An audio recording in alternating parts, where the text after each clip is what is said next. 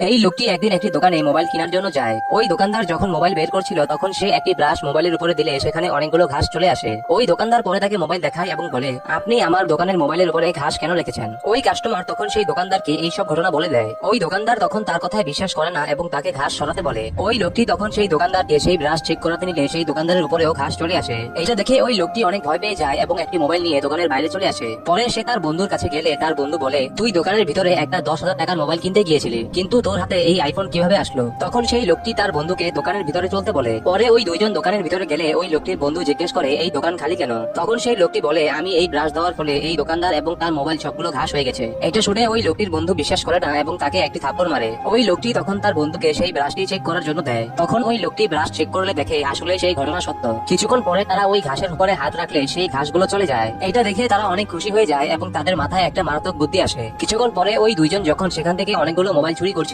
তখনই সেখানে ওই দোকানের মালিক চলে আসে। তখন সে তাদের এই কাজ দেখে ফেলে এবং তাদের ধরে নিয়ে যায়।